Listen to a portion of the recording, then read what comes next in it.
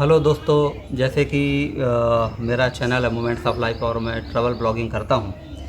लेकिन कुछ unavoidable circumstances की वजह से मैं अपने गांव आया हूं बहुत सालों बाद घूमने के लिए नहीं बोलना चाहिए, कुछ ऐसी कंडीशन जनरेट हो गई जिसकी वजह से आना पड़ा। तो मैं यहाँ आने के बाद देखा यहाँ बहुत सारे परिवर्तन पिछले कुछ सालों नहीं, बहुत सालों में हो चुके हैं।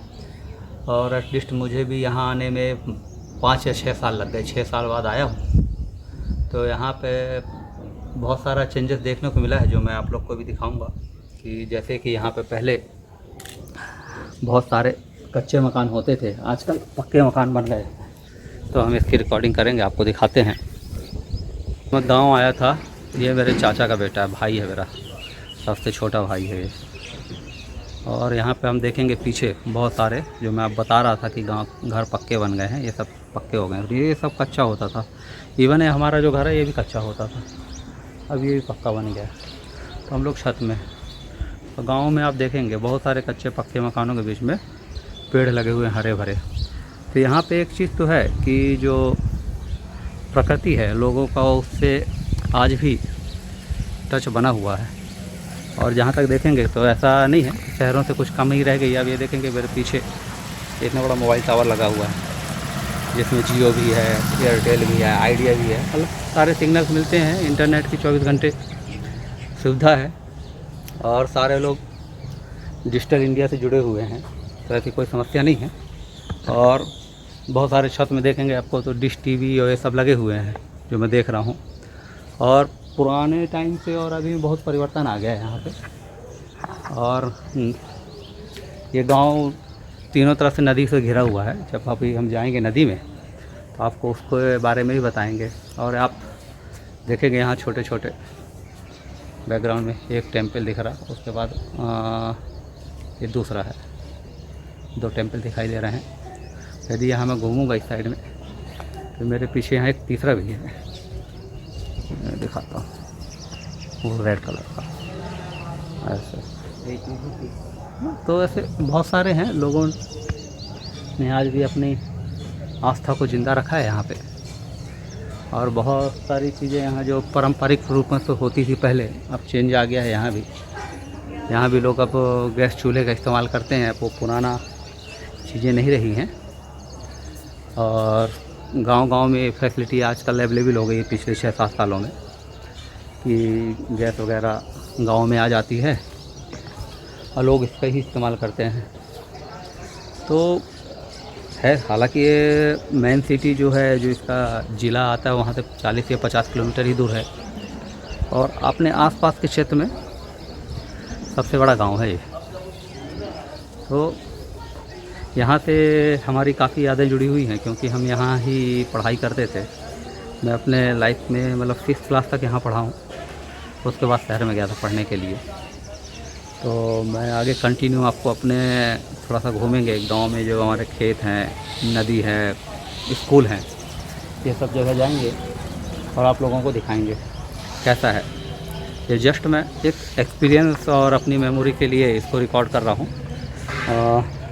मेरा इस तरह का ब्लॉगिंग का पर्पस नहीं है, मेरा पर्पस तो केवल ट्रैवल ब्लॉगिंग ही है। बट इसको रिकॉर्ड करेंगे एज ए मेमोरी, और अपने मेमोरी को हम आप लोगों के साथ भी शेयर करेंगे जब सारा जगह घूमेंगे।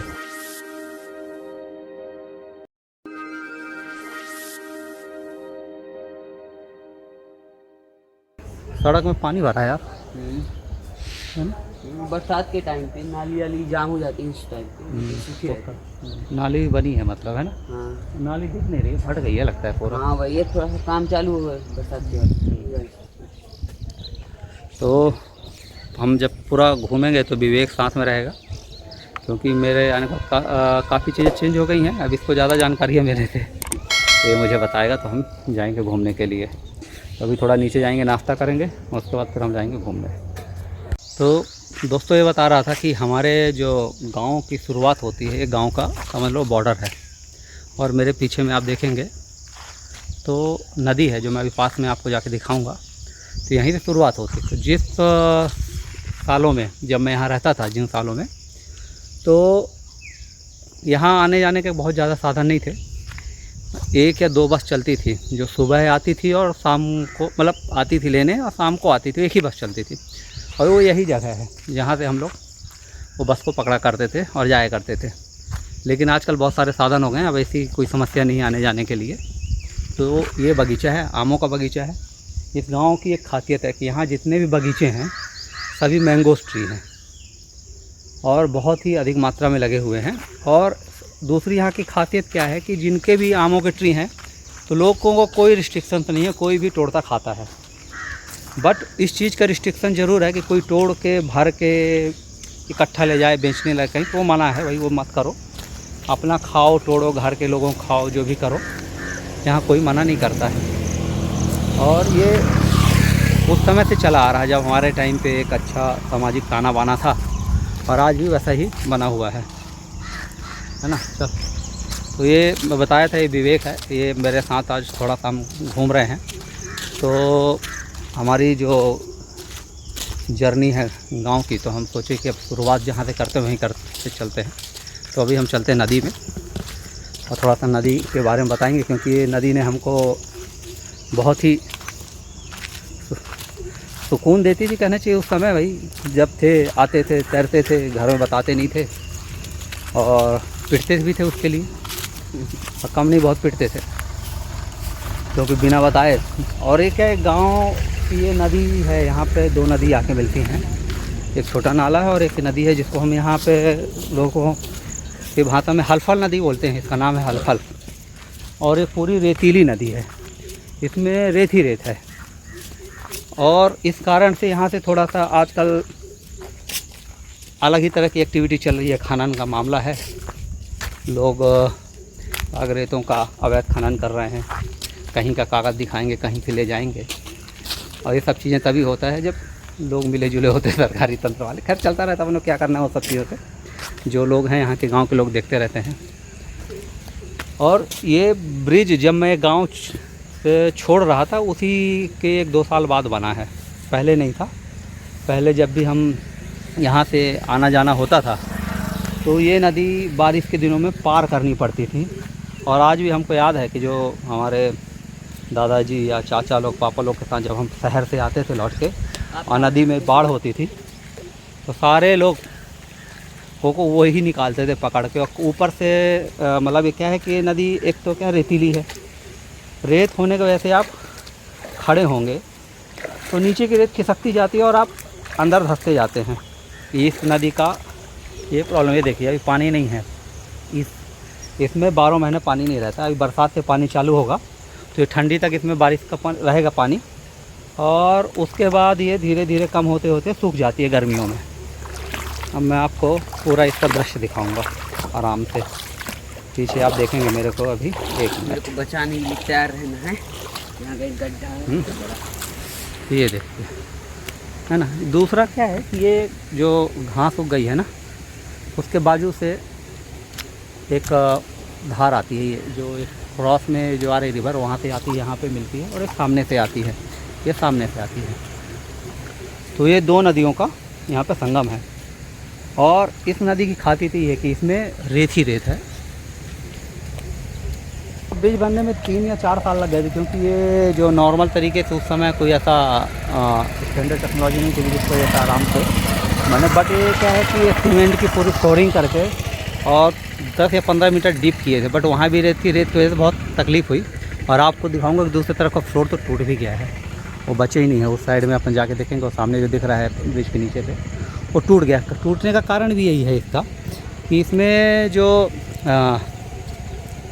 रिवर की जो रेत है ना, फ्लो के साथ बहती रहती है और वो गड्ढा होते जाता है, नीचे की चीज़ें खिसक जाती हैं। उस वजह से वो आने वाले सालों में, मतलब मुझे लगता है कि उसको कितने साल पहले टूटा, ये 2-3 साल हो गए क्या? हाँ, तो इसको लगभग 15 साल में टूट गया।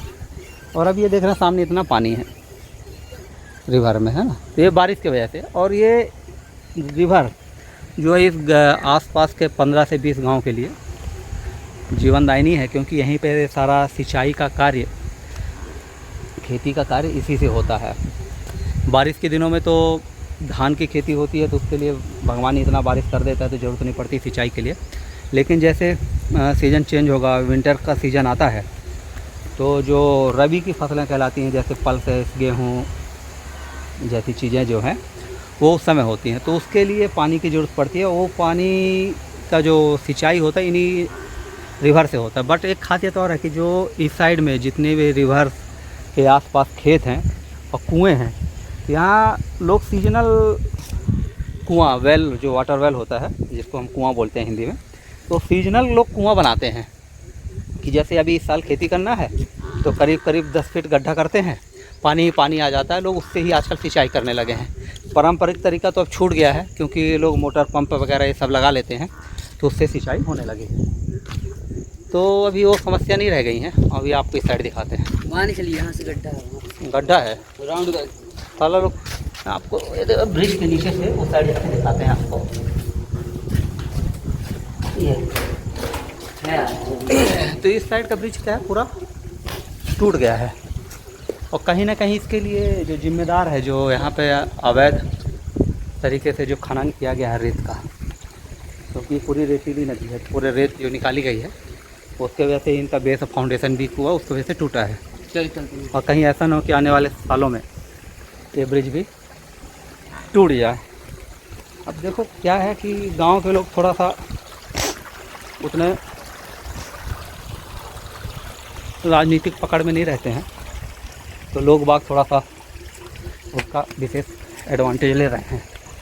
तो ऐसा हो गया कहानी। तो अभी हम ये रिवर के उस साइड से आके इस साइड आ गए हैं। ये पूरा टूट गया है।